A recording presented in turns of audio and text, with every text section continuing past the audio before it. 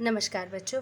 आज हम लोग अपने हिंदी के ग्रामर में सबसे पहले वर्ण विच्छेद पढ़ेंगे।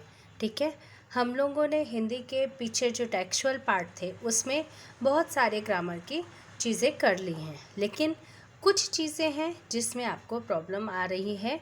वो मैंने आपके एग्ज़ाम्स में देखा और समझा।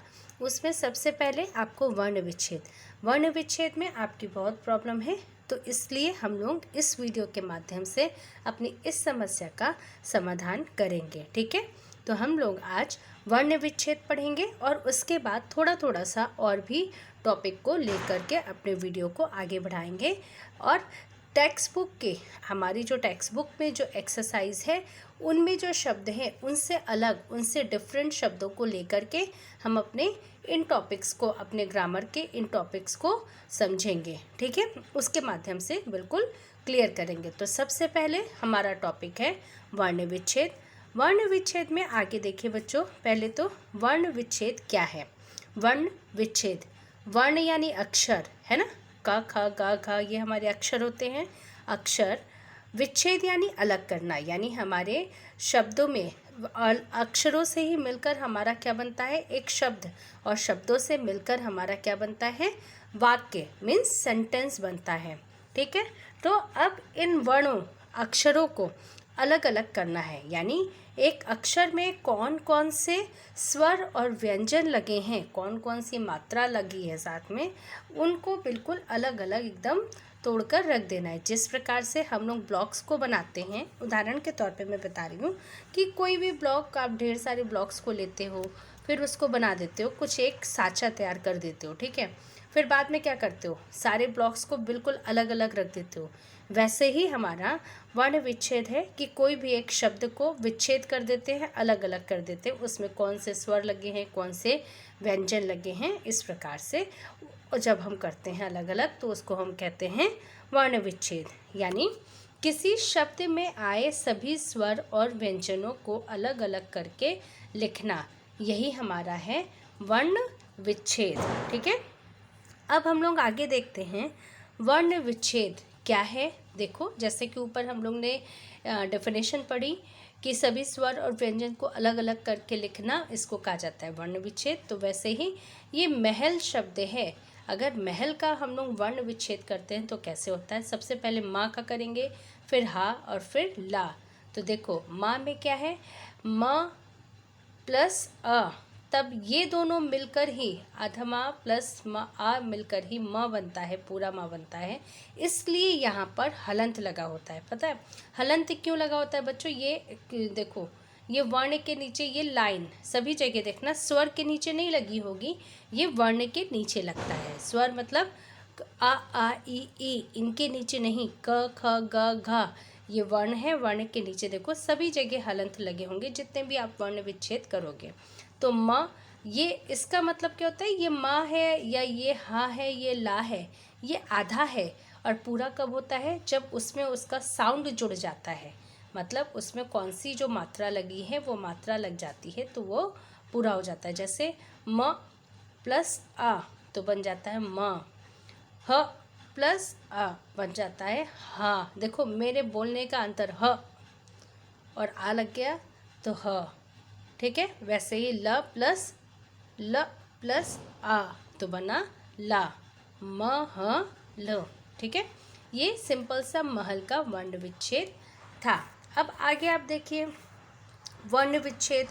वर्ण विच्छेद में ध्यान रखने वाली बातें। ठीक है, जब हम वर्ण विच्छेद करते हैं तो इसमें बहुत सारी बातों को हमें ध्यान में रखना पड़ता है। कैसी बातों को ध्यान में रखना पड़ता है वो हम इस भाग में आगे देखते जाएंगे। पहला, स्वर के टुकड़े नहीं होते हैं। सबसे मेन टॉपिक है, मेन बात है, हमारे जहन में हमेशा होना चाहिए कि हमारा जब वर्ण विच्छेद हम करते हैं तो स्वर के टुकड़े कभी नहीं होते हैं, व्यंजन के ही टुकड़े होते हैं। ये बात आपको हमेशा ध्यान रखना पड़ेगा। ठीक है, यानी स्वर जब अपने मूल रूप में ही होते हैं तो उसे आप विच्छेद करते समय वैसा ही लिख देंगे, है ना। यानी स्वर जब अपने मूल रूप में ही होते हैं। स्वर हमेशा ही अपने मूल रूप में होते हैं, तो उसे आप विच्छेद करते समय वैसे ही लिख देंगे, जैसे इमली, जैसे इमली। तो यहाँ ई जो है ये हमारा स्वर है, ना कि व्यंजन है। ई, आ ई ये हमारे सब स्वर हैं, ठीक है। तो ई इसको एज इट इज़ लिखेंगे, ऐसा कभी नहीं करेंगे। ई प्लस बड़ी ई या ई प्लस ई ऐसा कुछ नहीं करेंगे। इसको स्वर जितने भी आते हैं किसी भी शब्द में उसको एज इट इज़, जैसे ई को देखो बराबर का निशान लगा है यहाँ पर, ई एज इट इज़ हमने लिख दिया। म तो मा प्लस आ और ला प्लस बड़ी ई, क्योंकि बड़ी ई की मात्रा है, ला प्लस बड़ी ई। वैसे ही देखो यहाँ पर आम, तो ये नहीं है कि अ प्लस आ कर देंगे, अ प्लस बड़ा आ, नहीं, ये बड़ा आ, छोटा आ, फिर आता है बड़ा आ। बड़ा आ खुद एक व्यंजन है, स्वर है, तो इसलिए उसको एज इट इज़ यहाँ बड़ा आ और माँ को हम विच्छेद करेंगे, माँ प्लस अ, आ म। इस प्रकार से हमारा ये वर्ण विच्छेद होगा। ये बहुत ध्यान रखने वाली बात है आपके लिए बच्चों कि स्वर के टुकड़े कभी नहीं होते हैं, जैसे कि मैंने यहाँ पर इस वर्ण विच्छेद में आपको दिखाया है कि स्वर यानी ई और अ ये दोनों एज इट इज़ लिखा गया, इसको कभी नहीं तोड़ा गया है और ना कभी या आगे कभी तोड़ा जाएगा वर्ण विच्छेद में।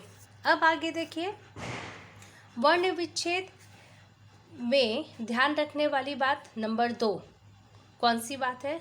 देखो, जो है ए और ए है ना, आपके स्वर में आता है ना, ए से एड़ी, ए से ऐनक। तो ए का इसकी मात्रा क्या है? ऊपर एक डंडी, और इस ए की मात्रा क्या है? ऊपर 2 डंडी। तो ये भी बहुत ध्यान देने वाली बात है, आप लोग हमेशा इसमें भी मिस्टेक करते हैं। तो ए और ए की मात्रा वाले शब्दों में ध्यान रखने की कौन सा ए और ए आएगा, जैसे केला। अब ध्यान रखना, क्या ध्यान रखना है? ए के ऊपर एक डंडी और ए के ऊपर 2 डंडी। तो यहाँ पर केला, इट मीन्स यहाँ पर ए से एड़ी वाला आएगा ए। तो का प्लस ए, ना कि ये ए। ये देखिए मैंने यहाँ पे क्रॉस का निशान लगाया है ना, रेड है, मतलब ये गलत है। तो ए ये नहीं होगा। कौन सा सही होगा? ये आपका सही है। तो का प्लस ए प्लस ला, फिर बड़ा आ। वैसे ही मैला है ना, मैला, दोनों में साउंड में अंतर है, केला और मैला। तो यहाँ 2 डंडी है, इट मीन्स ए से ऐनक वाला आएगा। तो माँ प्लस ए, ना कि ए लिख के ऊपर 2 डंडी कर देंगे, बिल्कुल नहीं। ए और उसके ऊपर एक डंडी प्लस ला प्लस आ, ठीक है।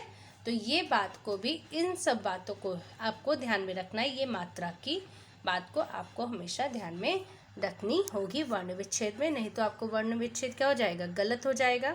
देखो यहाँ पे उसका, वहाँ पर मैंने बीच में गलत वाला भी लिखा था ना, अब यहाँ पे देखो उसका सही बिल्कुल, मैला माँ प्लस ए प्लस ल प्लस आ, और केला का प्लस ए प्लस ला प्लस आ, ठीक।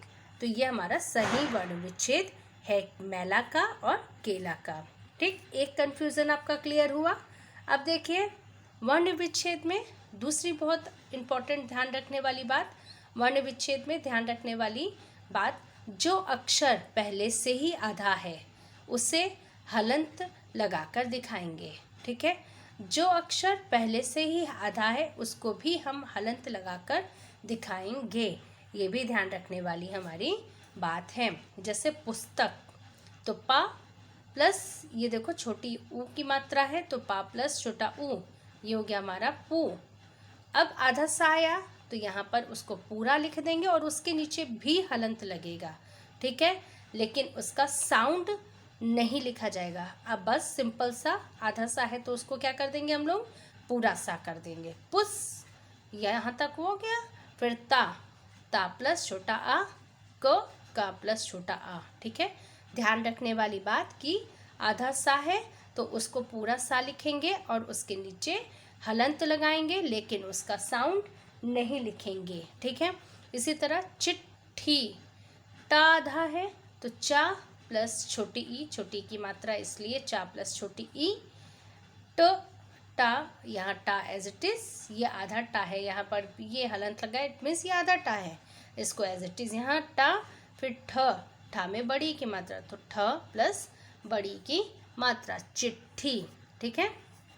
अब आगे और भी चीज़ को ध्यान में रखेंगे, जैसे अनुस्वर और अनुनासिक स्वर युक्त शब्दों का वर्ण विच्छेद, अनुस्वर और अनुनासिक स्वर। अब देखो यहाँ पर बहुत सारे ऐसे आते हैं हमारे शब्द जिसका हम वर्ण विच्छेद करते हैं, तो कैसे करेंगे। हंस, हस, हंस, हस, वंश, गांव, चांद। तो हंस, ह प्लस अ, हा का छोटा आ, इसका साउंड लिखेंगे छोटा आ, और इस बिंदी को एज इट इज यहाँ पर हम लोग ऊपर लगा देंगे। फिर स प्लस अ, ऐसे ही हंस, ये देखें ह प्लस अ, ऊपर चंद्र बिंदी एज इट इज रख देंगे, सा प्लस आ। फिर वंश, व प्लस आ और एज इट इज ये बिंदी यहाँ पर रख देंगे। फिर शा प्लस आ। गाँव, गा, फिर गा में बड़ा की मात्रा है तो बड़ा आ, और ये चंद्र बिंदी ऊपर हम एज इट इज रखेंगे और व प्लस अ। तो चांद का भी ऐसे ही होगा, च प्लस बड़ा आ, ऊपर हमारी ये चंद्र बिंदी एज इट इज यहाँ पे रख दी गई, और द प्लस बड़ा, दा प्लस छोटा आ, ठीक है। ये हमारा अनुनासिक स्वर और अनुस्वर में ध्यान रखने वाली बात है। अब इसके बाद आप देखिए वर्ण विच्छेद, वर्ण विच्छेद के अन्य उदाहरण।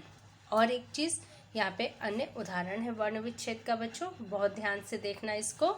जैसे श्रद्धा, अब यहाँ पर छा हमारे व्यंजन में छ, त्र, ज्ञा और श्रा, श्रमिक वाला श्रा, छत्री वाला छा, ज्ञानी वाला ज्ञा, छ त्र ज्ञा, ठीक है, त्रिशूल वाला त्र, ये स्वतंत्र नहीं होते हैं, ये दो व्यंजन और प्लस एक स्वर से मिलकर बना हुआ है। इसको संयुक्ताक्षर शब्द कहा जाता है, यानी दो वर्णों से मिलकर ये बना हुआ है।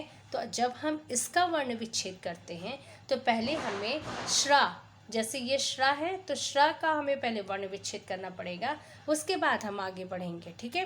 तो शीटी वाला शा प्लस रा प्लस आ मिलकर ये श्रा बना हुआ है, ठीक है। श्रा, श्रमिक वाला श्रा, शीटी वाला शा प्लस रा और प्लस अ से मिलकर श्रा बना है। फिर ध, देखो साउंड में धा पहले आ रहा है फिर दा आ रहा है, श्रद्धा, ठीक है।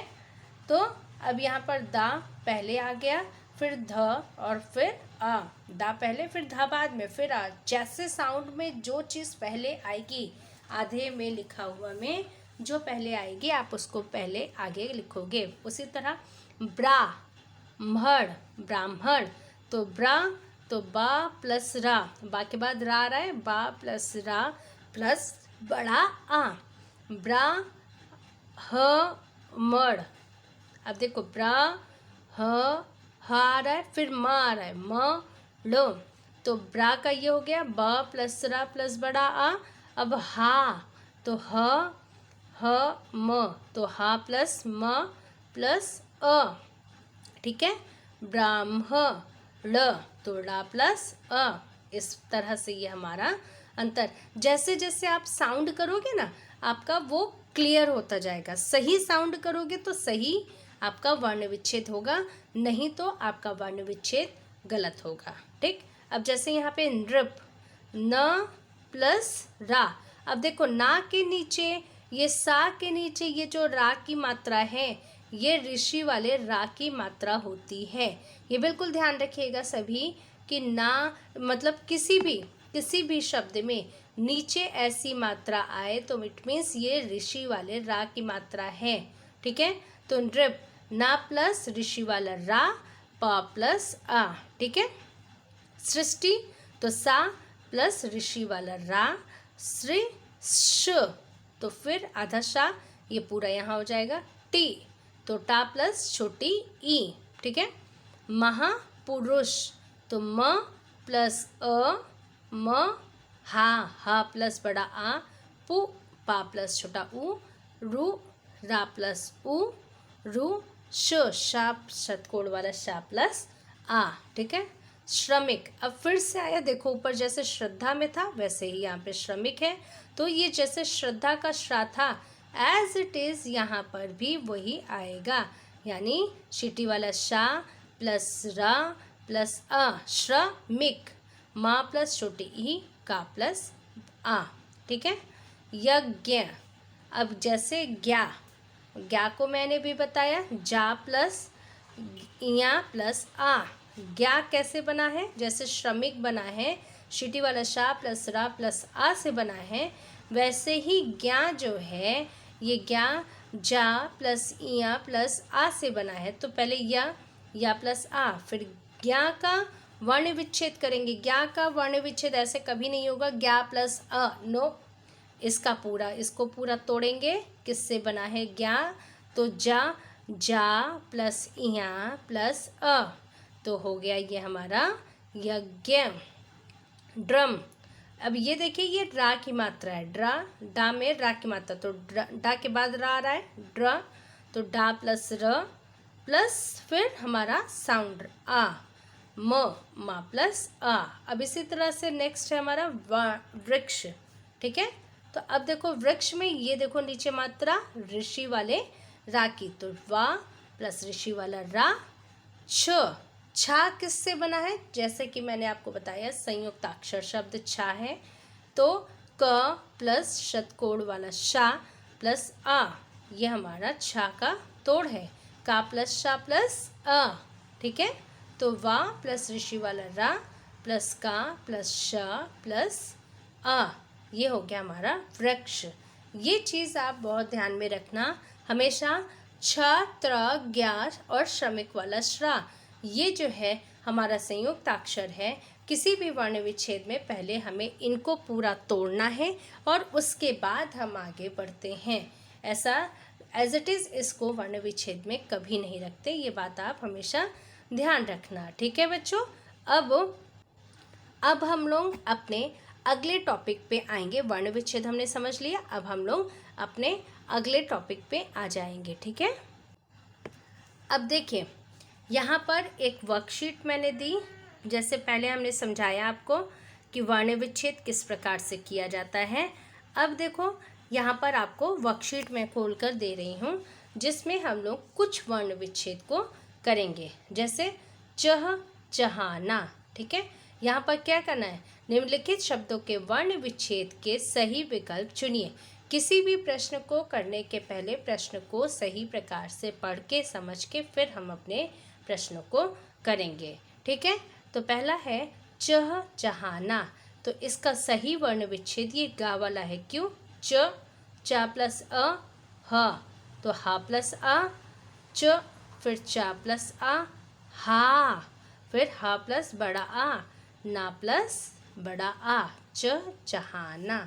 चिड़िया चहचहाती है ना, उसका है। हिमालय, हिमालय, तो हा प्लस छोटी ई, ही, माँ प्लस बड़ा आ, माँ, ला प्लस आ, या प्लस आ, हिमालय। ठीक है, हथकड़ी, हथकड़ी, तो ह प्लस आ, ह, था प्लस अ, का प्लस आ, ड़ी, डा प्लस बड़ी ई, क्योंकि यहाँ पर बड़ी ई की मात्रा लगी है। ठीक है, नेक्स्ट है चेतन। तो जैसे कि मैंने वहाँ पे आपको बताया था, याद होगा कि एक मात्रा यानी एड़ी वाला ए, दो मात्रा यानी ऐनक वाला ए, है ना। तो यहाँ पर च प्लस ए प्लस त प्लस आ प्लस ना प्लस आ, ये चीज़ करने के टाइम पर आपको जो मैंने पहले बताया वो आपको वर्ण विच्छेद का नियम, ध्यान रखने वाली बातें आपको पता चल गई होंगी। ठीक है, फिर कामना, क प्लस बड़ा आ, राइट है ये का वाला, क प्लस बड़ा आ, का, म, अ, न, ब प्लस बड़ा आ, फिर शीतल, तो श प्लस बड़ी ई की मात्रा लगी है ना, श प्लस बड़ी ई, त प्लस अ, ल प्लस अ, शीतल। ठीक है। फिर अनुभव, अ इसका प्लस का वाला आपका है अ प्लस ना, अन नु, है ना। तो ये अपने आप में एक स्वर है, इसलिए इसके बाद हम ना प्लस छोटा ऊ की मात्रा है तो छोटा ऊ, भ प्लस अ, व प्लस अ, अनुभव। ठीक है। अब ये हमारा वर्ण विच्छेद खत्म होता है। नेक्स्ट टॉपिक में हम लोग आ जाएंगे क्या, पर्यायवाची।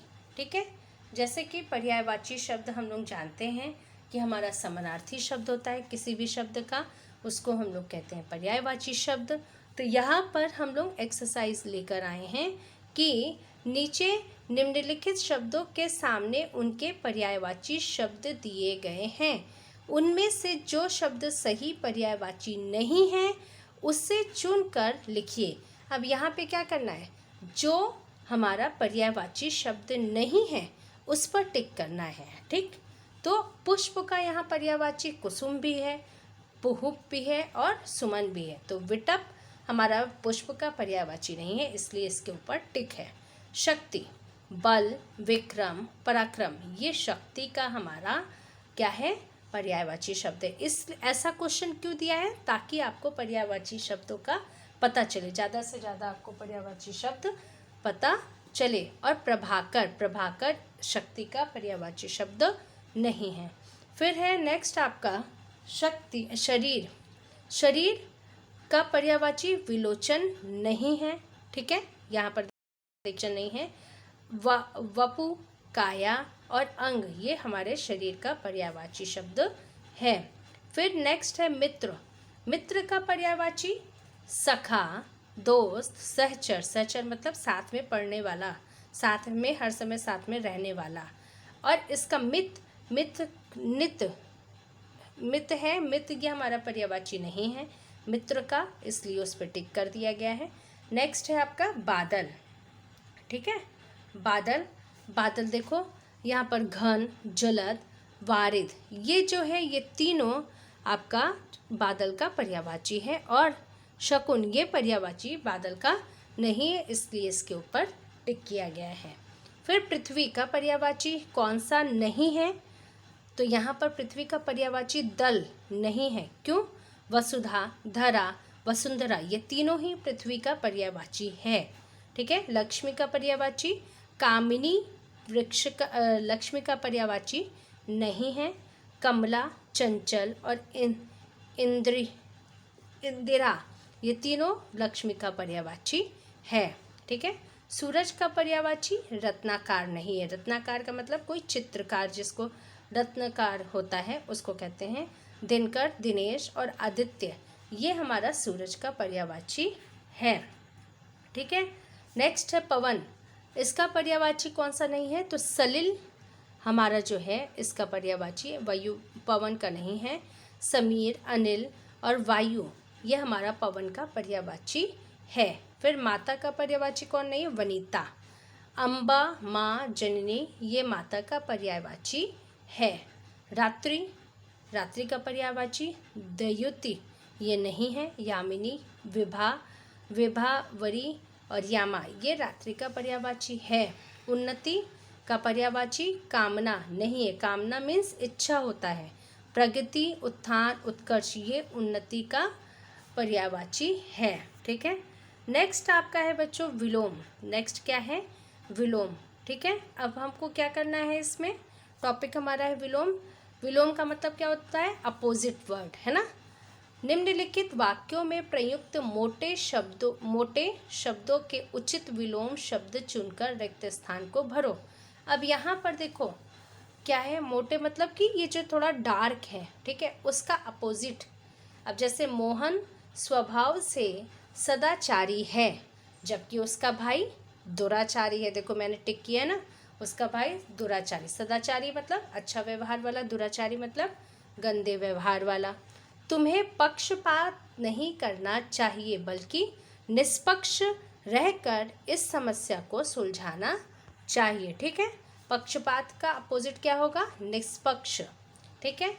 यह तो तुम्हें ही तय करना है कि यह नौकरी तुम्हारे लिए उपयुक्त है या अनुपयुक्त। उपयुक्त मतलब आपके अनुरूप, और अनुपयुक्त मतलब आपके अनुरूप ना होना। ठीक। फिर नेक्स्ट है, मनुष्य को दूसरों के प्रति कृतज्ञ बनना चाहिए, ना कि कृतज्ञ। कृतज्ञ क्या मतलब क्या होता है? आभारी बनना चाहिए, दूसरों के प्रति आभारी बनना चाहिए, उनकी हेल्प करना चाहिए। और कृतज्ञ का मतलब क्या होता है? सेल्फिश होना। ठीक। तो इसका कृतज्ञ का अपोजिट क्या हो गया? कृतज्ञ। परीक्षा में ज़्यादातर प्रश्न अनिवार्य थे और कुछ वैकल्पिक थे, यानी ऑप्शनल क्वेश्चन होते हैं ना, जैसे कि राइटिंग पोर्शन में आपका होता है, लेटर में होता है, तो कुछ लॉन्ग क्वेश्चन आंसर में होते हैं कि 5 में से 4 करने हैं। तो वैसा ही है, अनिवार्य मतलब इसको आपको कंपल्सरी करना ही करना है, और वैकल्पिक मतलब जैसे 4, 5 में से 3 या 4 करने हैं, ऑप्शन दिए जाते हैं। ठीक है। गुरु डैश का संबंध सबसे महान है। गुरु और किसका होता है? शिष्य। गुरु का अपोजिट शिष्य। गुरु शिष्य का संबंध सबसे महान होता है। आज कक्षा में कम छात्र उपस्थित हैं और अधिक छात्र क्या होते हैं? अनुपस्थित है। ठीक है। अधिक छात्र क्या है? जब कम उपस्थित है तो उसका अपोजिट क्या होगा? अनुपस्थित। ठीक है। उपस्थित का अपोजिट अनुपस्थित। श्याम अपनी आय से अधिक, आय मतलब कमाई, और व्यय मतलब खर्च करना, आय से अधिक क्या करता है? व्यय करता है। तो आय का अपोजिट क्या हो गया? व्यय। हमेशा बड़ों की बात का विरोध करते हो तो कभी समर्थन किया करो। विरोध का मतलब अगेंस्ट होना, और समर्थन का मतलब साथ में होना। ठीक। भारत के कई राज्यों में अतिवृष्टि होती है तो कई राज्यों में अनावृष्टि होती है। तो अतिवृष्टि का मतलब क्या होता है? पहले ये समझो। अतिवृष्टि का मतलब होता है अधिक वर्षा। ठीक है। और अनावृष्टि का मतलब क्या होता है? कम वर्षा। ठीक। तो भारत के कई राज्यों में अतिवृष्टि होती है मतलब बहुत ज़्यादा वर्षा होती है, तो कई राज्यों में अनावृष्टि होती है मतलब कम वर्षा होती है। ठीक है। आज देश के रक्षक ही भक्षक बन गए हैं। रक्षक मतलब रक्षा करने वाला, भक्षक मतलब रक्षा नहीं करने वाला, मतलब अनहित करने वाला। तो रक्षक का अपोजिट भक्षक हो गया। अब नेक्स्ट हमारा टॉपिक है बच्चों काल। ठीक है। ये सभी टॉपिक जो है आपके चैप्टर के टेक्स्ट बुक चैप्टर में पीछे टेक्सुअल पार्ट में आए हुए हैं, लेकिन अंतर इतना है कि वहाँ के शब्दों के अलावा इसमें कुछ अलग से नए शब्द हैं, जिसके द्वारा आपको ये सारे टॉपिक और अच्छे से क्लियर हो जाए। तो अब काल यहाँ पे क्या है? काल टॉपिक से रिलेटेड हमारे पास क्वेश्चन है। निम्नलिखित वाक्यों में प्रयुक्त क्रिया, क्रिया मीन्स क्रिया का मतलब क्या था? कि ऐसे शब्द जिसके द्वारा किसी कार्य के होने का बोध हो, यानी पता चले, और क्रिया के काल के उचित विकल्प चुनकर लिखिए। अब वो क्रिया किस काल में हो रही, यानी किस समय में हो रही, उसके विकल्प, उसका सही विकल्प को चुनकर लिखना है। तो अब जैसे वह सो रहा था, सोने की क्रिया हो रही, और रहा था मतलब बीत चुका है। मैंने पहले ही बताया, जहाँ पर था, थी, थे जैसे शब्द आ जाए मतलब वो हमारा पास्ट हो गया, ख़त्म हो चुका है काम। तो सो रहा था मतलब भूतकाल। नेक्स्ट है श्री कृष्ण ने कंस का वध किया था, फिर से था आ गया। वध करना, ये वध क्या है? क्रिया है। किया था तो वध किया था यानी भूतकाल। ठीक।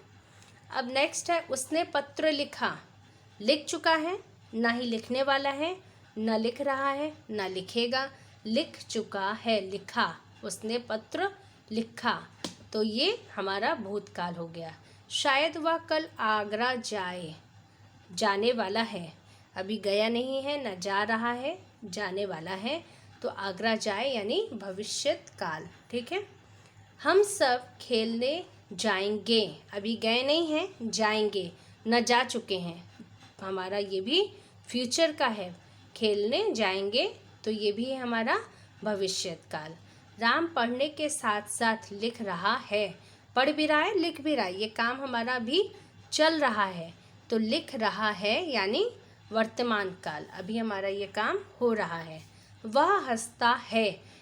अब जैसे काल में कुछ चीज़ें ऐसी हैं, जैसे कि मैंने टेक्स्ट बुक में एक एक्सरसाइज थी उसमें भी बताया था, जैसे सूरज का उगना, नहाना, ब्रश करना और हंसना, ये हमारा हर दिन की प्रक्रिया है, हर दिन का काम है। तो ऐसे शब्दों में कभी भी कोई पास्ट और फ्यूचर का नहीं जोड़ा जाता इनको, ये हमेशा हमारे प्रेजेंट में होता है। देखो, सूरज का उगना, रात का होना, दिन का होना, ठीक है, और नहाना, ब्रश करना, हंसना, ये हमारा हमेशा ही हमेशा वर्तमान काल में होता है। इसको कभी भी भविष्य काल में या भूतकाल में नहीं रखा जाता है, ठीक है। तो देखो, वह हंसता है, इसका मतलब वह हंसता है, वह वर्तमान काल में रखा जाएगा। तो इस प्रकार से ये देखो, कुछ टॉपिक्स हम लोग लेकर के कुछ अलग अलग एक्सरसाइज को हमने किया है, जिसके माध्यम से उन टॉपिक को हमने और अच्छे से समझने की कोशिश की है। तो आप इसको अच्छे से ध्यान से करना। अब इसकी वर्कशीट भी मैं आपको दे दूँगी, वो होमवर्क होगा, आपको उसे अपने आप से करना होगा, ठीक है। नमस्कार बच्चों।